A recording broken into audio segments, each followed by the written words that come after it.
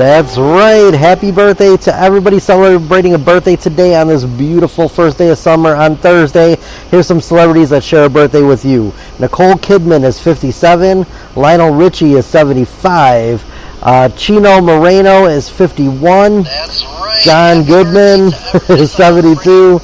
And a big happy birthday shout out to one of my favorite podcasters and authors, Elisa DiLorenzo. Celebrates her 50th birthday today. So happy birthday to all those celebrities out there that have a birthday today on June 20th. That's right, it is the first day of summer. We are officially here. Unofficially, the beginning of summer is, of course, Labor Day or Memorial Day. But this is it. Summer is here. We're in full effect. It is in the 90s in most of the country, maybe even in the hundreds where you are.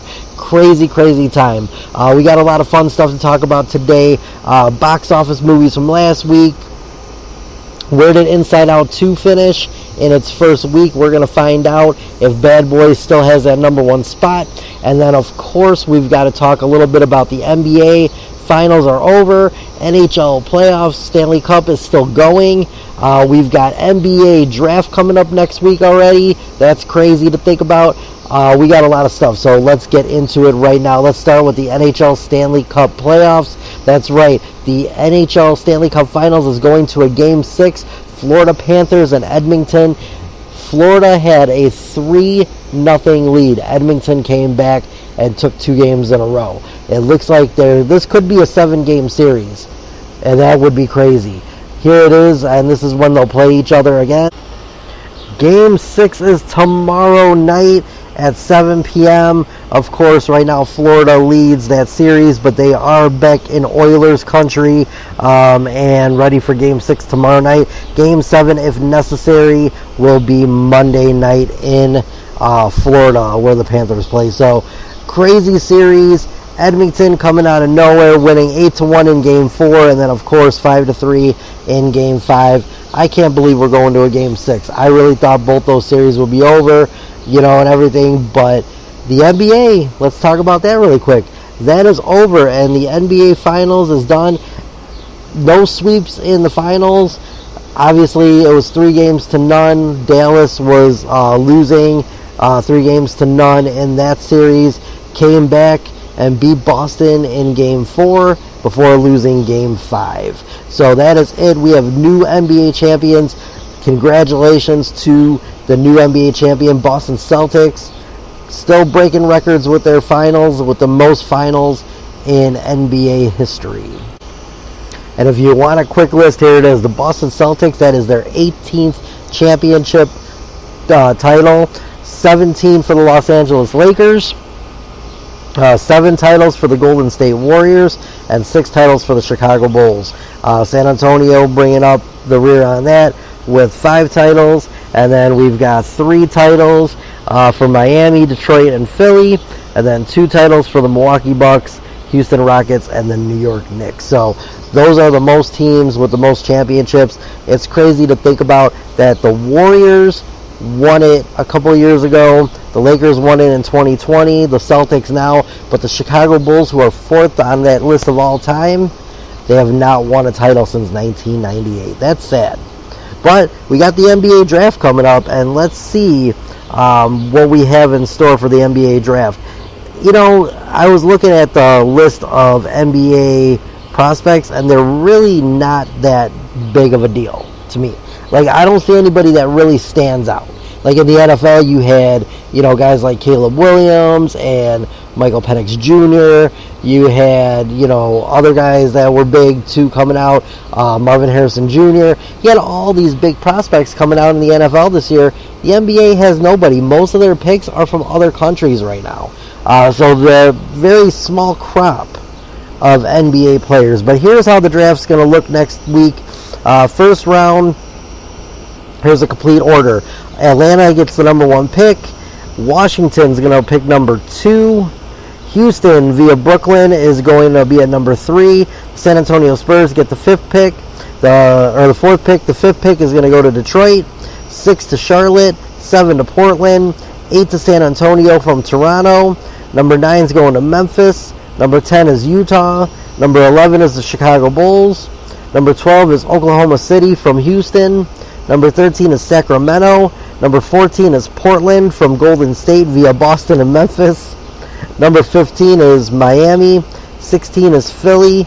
Number 17, the Los Angeles Lakers. Number 18, the Orlando Magic. Number 19 is going to be Toronto Raptors from Indiana Pacers. Number 20 is Cleveland. Number 21, New Orleans from Milwaukee. Number 22 is Phoenix again. Number 23 is Milwaukee from New Orleans.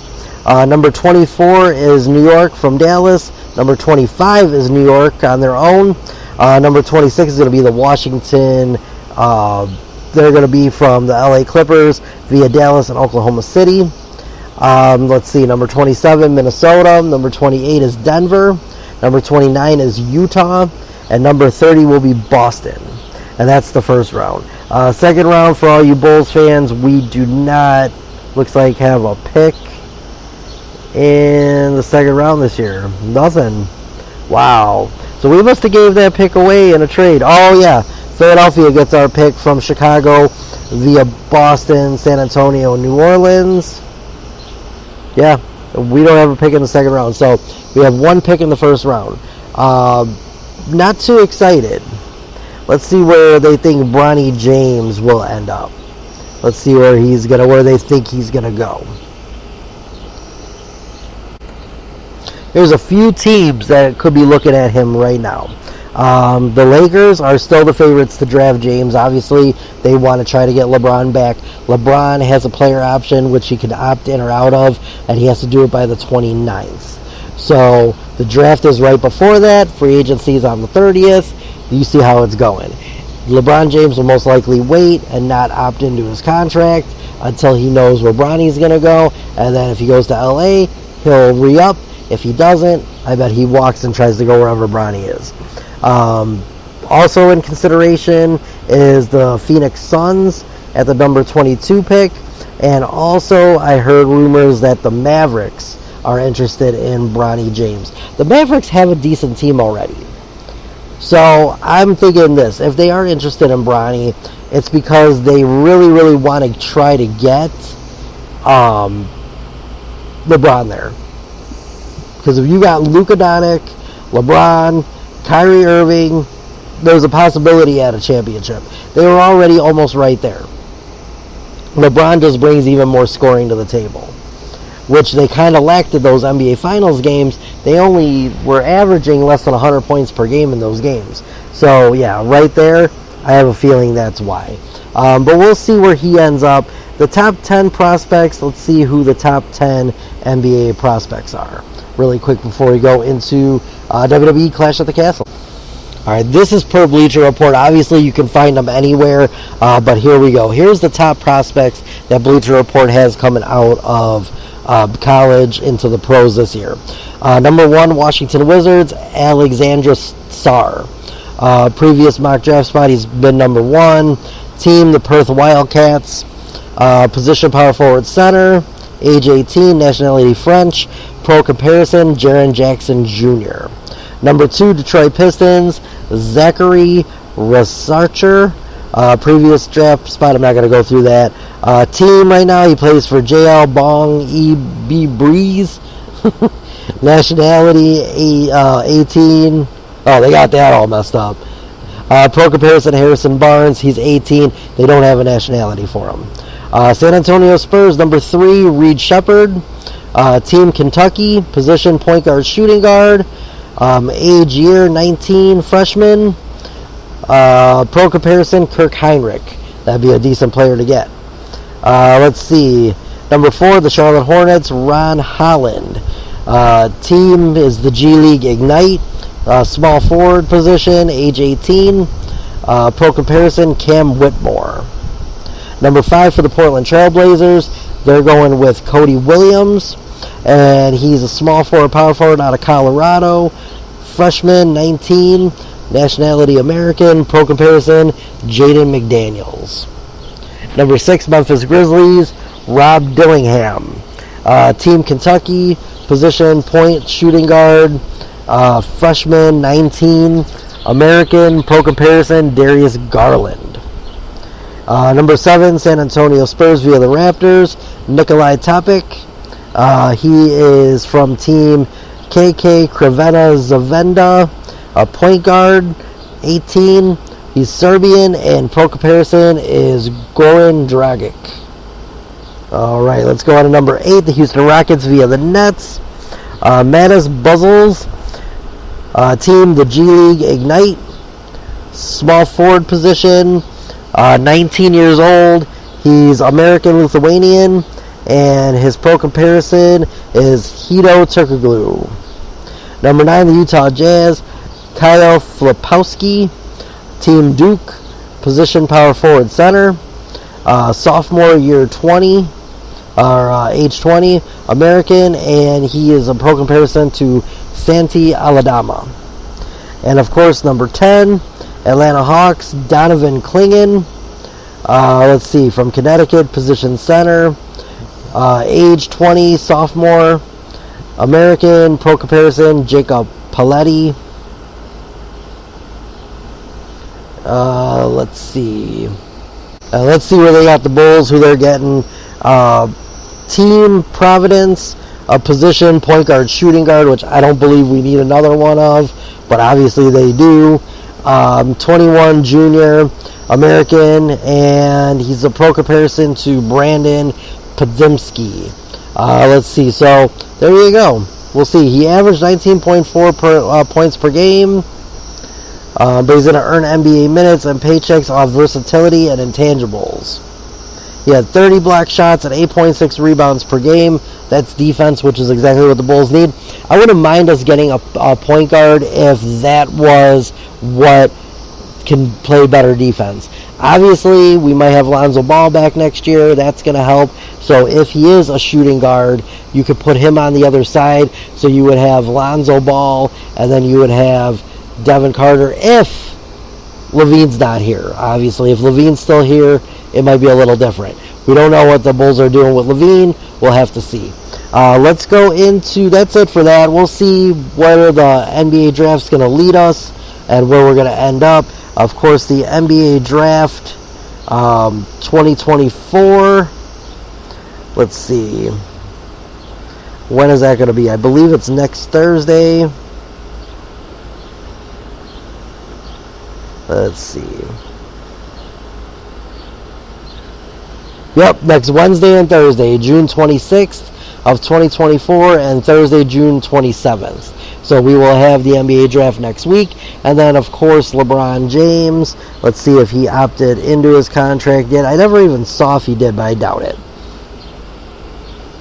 Nope, still as of now, he has not had anything. He's still undecided, which means he's waiting to see where Bronny James ends up. All right, let's go into the results of Clash at the Castle and talk some WWE news. All right, so here we go. WWE Clash at the Castle, of course, from Scotland. I thought it was a great show. I did see a little bit here and there. I didn't watch the entire thing. I wasn't home that day. It's a Saturday afternoon. It's hard to be home on a Saturday afternoon in the summer.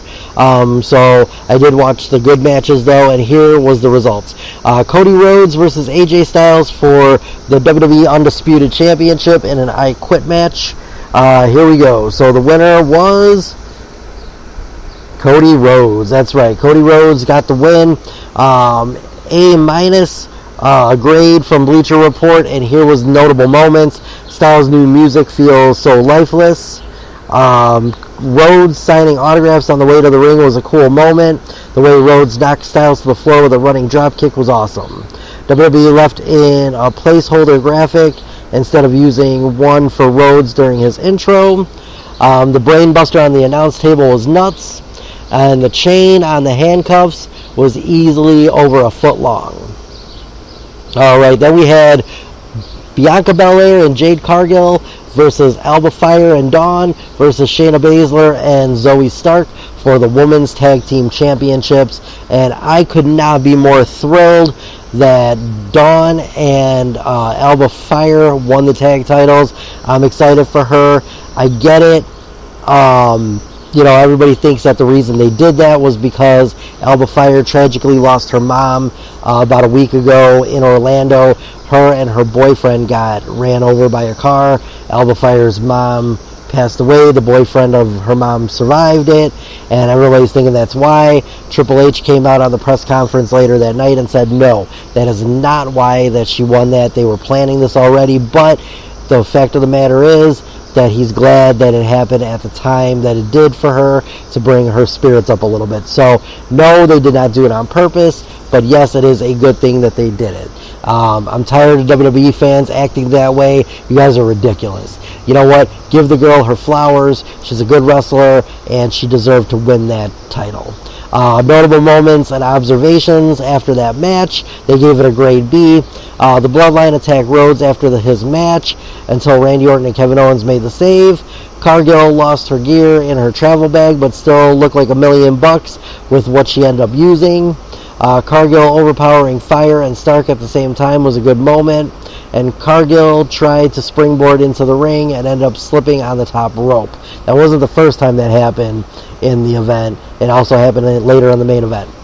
Sami Zayn and Chad Gable for the Intercontinental title. Winner of that, of course, was Sami Zayn, who defeated Gable. B+ for that. Notable moments and observations. Zayn got a good pop during his entrance. One of the loudest pops during the match was for Zayn simply talking to Otis. And it took more effort than usual for Zayn to clothesline Gable out of the ring. Bayley versus Piper Niven for the Women's Champion World title. This, of course, is in the home country of Piper Niven. Winner, though, went to Bayley, who defeated Niven. They gave it a grade B. Notable moments and observations. You could see a lot of emotion on Niven's face during her entrance. Green always looks like she is having the time of her life. And Bayley landed on her tailbone instead of her back during a suplex. It looked painful. And then, of course, the big one of the night, Damian Priest versus Drew McIntyre for the World Championship. This was the match of the night. Drew McIntyre in his home state, or home country of Scotland, looking to do it. WWE displayed a decibel meter to show the crowd cheering at around 100 decibels during the match. That is amazing. But of course, everybody remembers the referee getting knocked down, and of course CM Punk ran down and teased counting the pin as a ref before kicking McIntyre below the belt and walking away. That allowed Priest to recover and get the pin once the ref woke up. Priest defeated McIntyre, a B+ grade. Notable moments and observations. It was nice hearing Roddy Piper's theme again. McIntyre's dive over the top rope was fun. The way Priest got his foot hung up on the rope looked painful as he was dangling from the ring. Great event altogether. They gave that match a B+. Altogether a good one. Overall grade, they gave a B+ to that. And it would lead to the next 2 days on Raw later when Drew McIntyre came out and, of course, quit the WWE. Now, everybody knows he just signed a big 6-year lucrative deal. He's not going anywhere. But will he show up in Chicago? CM Punk already said he will be in Chicago on Friday night. He has a doctor appointment to find out if he's clear to wrestle. On Monday he had it. On Friday night he's going to let the WWE fans know if he's cleared and ready for battle. Who knows? Maybe Drew McIntyre shows up. Maybe he doesn't. We'll have to see. But I think they're going to play this out for a little while and make Drew McIntyre look like he's quitting, but he's really not. Of course, another big thing, the Wyatt Six showed up. It was amazing. Everybody knows, of course, Uncle Howdy, Bo Dallas, Joe Gacy, Nikki Cross, Eric Redbeard, and then, of course, Dexter Lumis. Right now there's only 5. Everybody's saying the Lantern is number 6 because that's the spirit of Bray Wyatt and the Lantern. I believe eventually Alexa Bliss, when she comes back, will be the 6th member. But we'll see what happens with that. Notable notes on that night also. We got to see the big return of Seth freaking Rollins. And I think everybody was excited for that. Seth Rollins is back, and he said he was going to be in the Money in the Bank. Out comes Damian Priest. He said, you know what, Seth? You don't even need to go through the Money in the Bank and climb a ladder. He's like, I'm going to give you a shot at the title. And that was it. So we are going to see Seth Rollins and Damian Priest have Money in the Bank next month. It's going to be amazing. Obviously, the winner of that will face Gunther at SummerSlam, who has an automatic title shot for winning the King of the Ring, and Nia Jax also has an automatic title shot at SummerSlam on whoever is the champion there too. Let's see, what else did we see? Braun Strowman defeated Chad Gable, and then Otis nailed Chad Gable, pushed him far across the ring. And then him and Maxine and Tozawa left the ring, went to the back. They got their stuff. On the way out, Chad Gable said, "You're not leaving."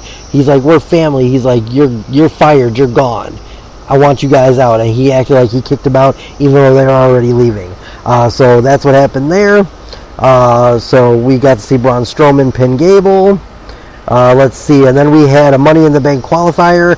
Zelina Vega versus Nia James versus Io Sky.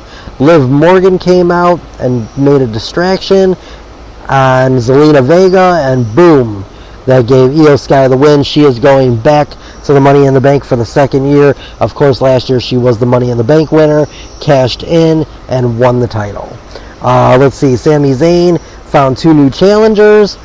We got to see 2 people, Braun Breaker and Sheamus, fight it out with each other. The winner would get to face Sami Zayn. I'll talk about that in a minute. Let's see. Dragon Lee versus Carlito. Carlito got the win at the end. That was a grade of a B for that. Drew McIntyre quit. Katana Chance and Kaden Carter versus Dakota Kai and Kairi Sane. I can't believe that he won. Oh, I do believe it. I think it's awesome. We're going to see what happens after that. Sheamus versus Braun Breaker. That was a great match up until it was interfered. It was a no contest. Of course, the reason that it was interfered with was Ludwig Kaiser came out, of course, and attacked Sheamus from behind. I think this is going to lead, of course, to a match at SummerSlam. Money in the Bank will have the Money in the Bank matches, a few title matches. You're not going to see a ton of regular matches in that one. So I do believe Sheamus and Kaiser will be, of course, going into SummerSlam. And then I do believe, though, we are going to see Braun Breaker, Sami Zayn, and Sheamus. Possibly Sheamus and Kaiser at Money in the Bank, because I think at SummerSlam you could do a triple threat match, Sami Zayn versus Braun Breaker versus Sheamus. But we'll see what they do with that. So that was a no contest. And then the main event was a Money in the Bank qualifier, Jey Uso versus Rey Mysterio versus Finn Balor. And that ended up being Jey Uso. So main event, Jey Uso is the first qualifier for the Money in the Bank, and he is going on to the Money in the Bank ladder match. So that's going to be good. And then, of course, Liv Morgan was wearing Dominic's little jacket, his purple cow jacket, print jacket, and Liv Morgan said, "You could have it back if you take it off me." He was unzipping it slow. And then, of course, Damian Priest told Liv Morgan he wants nothing to do with Liv Morgan at all, and she said, "I think he does," and that was that. But it was a good show. The Wyatt Six coming out, that was a great ending to the show. I thought it was awesome watching all those wrestlers get beat up in the back. Braun Strowman, Chad Gable were on their backs. They were laying down. It was awesome, amazing. So yeah, we'll see what happens. And then, of course, let's talk really quick NXT. Somebody big showed up. Who was it? Let's talk about it. That's right. Say his name and he appears. Joe Henry was in the NXT Battle Royal for the NXT Championship. Joe Henry was the second to last entrant in the Battle Royal and cut a passionate promo about bringing the NXT Championship to TNA. However, the NXT locker room teamed up to eliminate him first. So he did make his appearance, and he was in the ring. Sean Spears was in there.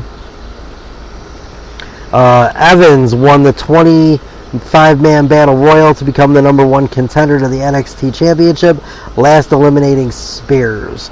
So that match got a B+.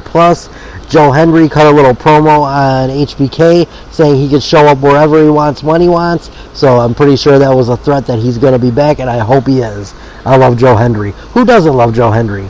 Roxanne Perez and Lola Vice versus Metaphor versus JC Jane and Jasmine Nix. The winner of that match was Perez and Vice, and that was a B-. NXT Women's North American Championship, Kalani Jordan versus Michin. She put her title on the line after winning it, and of course she retained her title. Let's see. Obi Femi and Wesley agreed to a North American Championship match. Let's see what else we got. That was an A they gave it. And then we've got Fallon Henley versus Carly Bright with Kendall Gray. That match was won by Henley. She won by pinfall. They gave that a C-. Must not have been that great of a match. And the OC with Michin versus Chase U with Thea Hale and Ridge Holland. Winner of that match went to Chase U, defeating the OC by pinfall. And then Ethan Page versus Javon Evans. And that must have been the main event. Page defeats Evan by pinfall. Trick congratulated Evans in the training room and questioned if he was healthy enough to fight Page. The champion said he did not want Page in NXT as he was an outsider taking shortcuts. Overall show, they gave a C-. So that was NXT this week. I think everybody was excited to see Joe Hendry show up, and we'll see what happens from there. That's it for sports. Nothing major going on in the NFL. Of course, in the NFL right now, everybody is on vacation, enjoying their last month before the NFL season officially begins with training camp at the end of July. And then, of course, preseason and regular season. I'm sitting here in my new jersey. I've got my new Caleb Williams jersey, and I am excited. But let's move on now. Let's go into some entertainment news. For fans of the NBC hit Chicago Fire, everybody knows that Wallace Bowden got promoted up, and so he gave up he's going to be deputy chief, and so he gave up obviously his chief duties at Firehouse 51, and he was talking to Herman about taking his place. Well, it turns out it looks like we're going to have a new chief, and it's not going to be Herman. There's a new character coming into Chicago Fire next year to take over that spot, and he is not as nice and as easy to get along with, from what I'm hearing, as Chief Bowden was. So we will see what happens. So all the fans of Herman, I think there's going to be a little bit of discrepancy with the whole chief thing, and that's going to turn into a big blowout somehow. I can't wait to see how that goes. I may have to be home for that night, that Wednesday, because I'm excited to see who they bring in. But yeah, it's going to be exciting. We'll see what happens. All right, let's go into the box office really quick and see what happened last week. Let's go into it right now. Here's the top 10 for the second week in a row. Lord of the Rings, The Fellowship of the Rings made the top 10 in a re-release. It was a weekend gross of $633,000. Total gross for its entire lifetime of the movie, of course, is $319 million. Coming in at number 9, The Strangers Chapter 1 in week 5 did $759,000 at the box office for a total gross of $34 million. Coming in at number 8, weekend gross for The Fall Guy of $1.6 million. It's made $88 million in 7 weeks. Number 7, Furiosa, A Mad Max Saga did a weekend gross of $2.6 million, total gross of $64 million in 4 weeks released. Number 6, The Watchers, in its second week at the box office, did $3.5 million for the weekend, a total gross of $15 million total. The movie If moved down in the rankings. It's been out for 5 weeks with Ryan Reynolds, did a weekend gross of $3.6 million, and it's done a total of $102 million at the box office. Number 4 was the Garfield movie, still coming in at number 4 with $4.8 million. Total gross of $80 million in 4 weeks. Not too shabby for a kids movie for Garfield. Number 3 was Kingdom of Planet of the Apes. Did $5.5 million last weekend with a total gross of $159 million in 6 weeks. Number 2, Bad Boys Ride or Die got knocked down to number 2, but it still did $34 million at the box office for a total gross of $121 million in 2 weeks. That's amazing. And then, of course, what came in number 1? Inside Out 2. Yes, it has done. It did $154 million in the weekend gross, $205 million total gross so far. And it's only been out 1 week. So Inside Out taking the big one. Will it remain at number 1 this week? We are going to find out next week what's going to happen there. So as everybody knows, this weekend was Father's Day. It was Sunday. And obviously Mother's Day gets a lot more, I believe more exposure than Father's Day does. But iHeartRadio released a 3-hour and 23-minute list of Father's Day songs. Here's the songs that they picked for Father's Day for all the dads to listen to. Cats in the Cradle by Harry Chapman. Just the Two of Us by Will Smith. Beautiful Boy, Darling Boy by John Lennon. Father and Son by Yusuf and Cat Stevens. Daddy, the album version by Beyonce. First Man, Camila Cabello. Papa Was a Rolling Stone, The Temptations. My Father's Eyes, Eric Clapton. Papa Don't Preach by Madonna. Daughters by John Mayer. Daddy's Lessons by Beyonce. Right By You, John Legend. Daddy by Coldplay. March 14th by Drake. My Little Girl, Tim McGraw. Song for Dad, Keith Urban. Father to Son, Queen. Father by Demi Lovato. Father and Daughter, Paul Simon. Daddy Could Swear, I Declare by Gladys Knight and the Pips. Dance with My Father, Luther Vandross. Isn't She Lovely by Stevie Wonder. Because You Love Me by Celine Dion. Ready, Set, Don't Go by Billy Ray Cyrus and Miley Cyrus. I'll Be There, the Jackson 5. Mockingbird, Eminem. I Love You So Much by DJ Khaled featuring Chance the Rapper. I Loved Her First by Heartland. Letter to My Unborn by Tupac. Papa's Got a Brand New Bag, James Brown. Father of Mine by Everclear. Daddy's Home, Sean Paul. Lullaby by Billy Joel. Papa Can You Hear Me, Barbra Streisand. Your Joy by Christine Michelle. Color Him Father by the Winstons. Wind Beneath My Wings by Gerald Everett and Eddie Levert. Baby Father by Sade. My Father's House, Bruce Springsteen. Daughters by Nas. Forever Young, Bob Dylan. My Old Man, Zach Brown Band. Build Me a Daddy by Luke Bryan. Only One, Kanye West. It's For My Dad by Nancy Sinatra. Good Good Father by Chris Tomlin. And My Wish by Rascal Flatts. There's a lot of songs on there that I have to question if it is honestly a father song. There's some that I just think that could have been left off that list. I got some breaking news. Sad thing, actor Donald Sutherland, known for his roles in films such as The Dirty Dozen, The Hunger Games, and Clute, has passed away. He was also played Ronald in the 2 Backdraft movies that came out. He was born in 1935 and passed away, of course, today in 2024. Sad day for Kiefer Sutherland. That's his dad, of course, everybody knows. And that's a sad day for him. So rest in peace, Donald Sutherland. You will definitely be missed. Let's go into my last segment on the show. Actually, let's do my top 10 list first, and then we'll do my Weird Al. I did listen to the album. Let's do this really quick, though.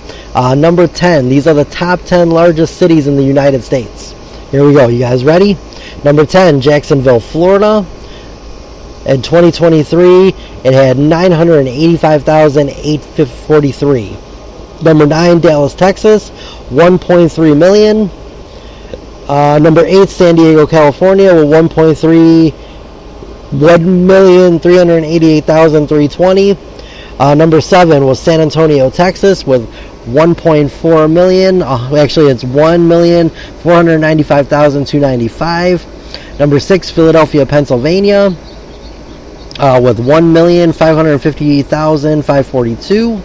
Number 5, Phoenix, Arizona, with 1,650,070. Number 4, Houston, Texas, with 2,314,157. Number 3, Chicago, Illinois, baby, with 2,664,452. Number 2 is Los Angeles, California, with 3,820,914. And of course, the number 1 is New York City with 8,258,035. So let's go into my last segment. I did Weird Al Yankovic. I did the album by Weird Al called Off the Deep End, where he takes a picture on the front where he's under a pool naked, just like the baby in the Nirvana original album, and he's chasing a donut. Great album. I give it 5 records. I always love this one. My favorite tracks off the album was Trigger Happy, which is hilarious. Trigger Happy was a style parody of the Beach Boys and Jan and Dean, but it was an awesome song. One of my favorite songs on the album. Just sounds like a crazy trumper nowadays. So that was good. Obviously, Smells Like Nirvana is a good song. Polka Your Eyes Out, one of my favorite. I also like the song I Was Only Kidding, and You Don't Love Me Anymore was another funny one. So definitely check this album out. On the charts, on the Australian album chart, it peaked at 45. On the Canadian RPM chart, it peaked at 24. And the US Billboard 200, it finished at 17, was the biggest peak. In the United States certifications, it went platinum. And its singles, Smells Like Nirvana in the US peaked at number 35, in the UK at number 58. Definitely go check that out. I'll do another album next week. I'm not sure which one I'm going to do yet. I'm going to surprise everybody. I'm just going to listen to an old album. Make sure that in the comments below, make sure you go and follow all my pages, please. I want to get my TikTok up to over 100 so that I can do lives and people can follow me on there too. So I need that. I am doing something that's legit. If I get when I get to 1,000, if you go to my new Robbie.G podcast TikTok page and you follow me and go onto a post and say done, that you followed me, you're going to be in a drawing. The winner, when I hit 1,000, is going to win a $20 Target gift card. This is legit. Make sure that you do this. Okay? I am serious. You are going to win a $20 gift card to Target. It is going to be awesome. I'm going to say it, here, let's record this on TikTok on a video so everybody can hear it and see me doing my podcast live. All right, so here we go. I'm recording my podcast right now, TikTok. You can see it right here. Boom, look at that. I'm recording. It's recording right now. It's on, and here we go. I just said it live on the air on my podcast, the Robbie.G podcast, so make sure you check it out. On Spreaker, on Spotify, the Robbie.G show, or Robbie.G podcast, sorry. If you follow me right now, and in the comments section on this post, or any post, put done that you followed me. I just said it on air. It's recorded. It's going to be out tonight. You can hear the show. If you do that, you will be in the running. So when I hit 1,000 followers, I will be giving away a $20 gift card to Target. This is legitimate. It's going to happen. So make sure you follow me and comment done right below in the comments. Do it. All right, so we recorded that. And we put that out there. I want to send a big shout out to everybody that listens and everybody that follows me. Go follow my YouTube page. All that information's down below in the comments. So make sure that you guys go and follow all my social media pages. And I will see everybody next week. We're on a shorter show this week, 40 minutes. Usually it's a little over an hour. Not a lot going on. I'm going to have some more stuff from Hollywood next week. We'll talk more WWE news. By then the NHL Finals will be done. And I am going to record my show next Friday so that the NBA draft is done. So the show will be on next Friday. Make sure you check it out. I will see everybody next week. Go outside. Enjoy the summer. It's beautiful out. It is officially summer all over the country. Make sure you go and check it out and go out there and have some fun. That's what we do over here, especially in Chicago. Summertime shy is what we call it. I'll see everybody next week. I love you all. Have a great weekend. And oh yeah, happy Juneteenth. A day late because I didn't record yesterday. But yesterday was Juneteenth. I hope everybody enjoyed Freedom Day. And if you don't know what it is, go look it up. There's a history behind it, and it means something. I'll see everybody next week. Until then, stay safe, stay healthy, don't die, and I love you all. Peace.